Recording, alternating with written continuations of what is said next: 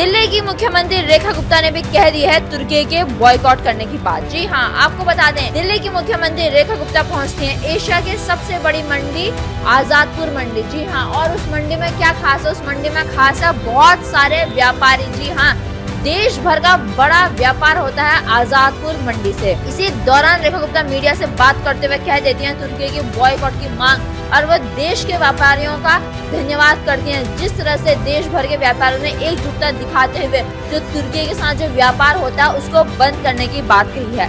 अब जानते हैं पूरी खबर को विस्तार से। तुर्की है जिसने ऑपरेशन सिंदूर जो भारत ने चलाया उसमें पाकिस्तान का समर्थन किया। जी हाँ, जिसके बाद हम कह सकते हैं देश भर के लोग एकजुट हो चुके हैं और तुर्की के बॉयकॉट करने की बात कर रहे हैं। और जहां देश के व्यापारियों ने तुर्की के साथ व्यापार न करने की बात कही है, वहीं देश के जो कई सारे लोग जो घूमने जाते हैं उन्होंने भी तुर्की में ना जाने का फैसला लिया है। और सही मायने में तुर्की का बॉयकॉट करना होगा हम भारतवासियों को, क्योंकि हमारे भारत ने जब तुर्की में 2023 में भूकंप आया था, हमारा भारत ही वो देश था जिसने आगे बढ़कर ऑपरेशन दोस्त चलाया था। जी हाँ, गद्दार देश तुर्की जिसने मदद की, आखिरी में उसी को पीठ दिखाई इस देश तुर्की ने। भारत इतना ताकतवर है, हमें तुर्की की मदद की जरूरत नहीं है, परंतु जिस तरीके से गद्दारी दिखाकर पाकिस्तान का साथ दिया और तुर्की के राष्ट्रपति खुलेआम कहते नजर आते हैं कि वो पाकिस्तान के साथ खड़े हैं। जी हाँ, ऑपरेशन दोस्त चलाकर जिस तरह से भारत ने इनकी मदद की थी और इनकी हरकत देखिए।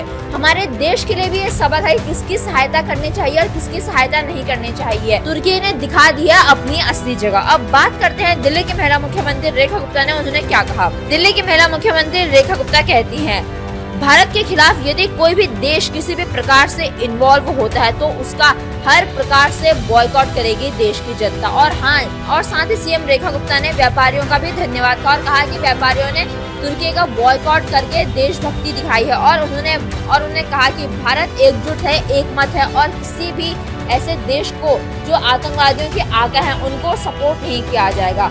उनसे व्यापार बंद, वार्ता बंद, संबंध बंद, 100% वॉकआउट, कट आउट होना चाहिए ऐसे सभी देशों से जो हमारे देश के अंदर आतंकवादियों को सपोर्ट करे।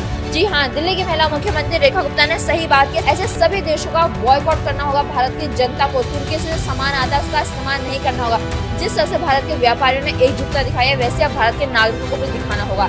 जैसे मालदीव ना जाने का फैसला लिया था भारत के नागरिकों ने, और वैसे भारत के नागरिक फैसला ले रहे हैं तुर्की ना जाने का। आपको बता दें, ऑपरेशन सिंदूर में जहां भारत ने पाकिस्तान को दिया मुंहतोड़ जवाब और उसे घुटनों पे लाकर रख दिया हमारे भारत ने, और आखिर में पाकिस्तान गिड़गिड़ाकर मांग करता है सीज फायर की और दोनों देशों के बीच हो जाता है सीज फायर। परंतु जिस तरीके से पाकिस्तान जो आतंकवाद का गढ़ है वो भारत में पहलगाम हमला करता है उसके आतंकवादी के द्वारा, और जिस तरह से तुर्की ने पाकिस्तान की सहायता की है, पाकिस्तान के साथ खड़ा रहा है, उसने बता दिया, उसने तुर्की का चेहरा पूरी दुनिया के सामने लाकर रख दिया है।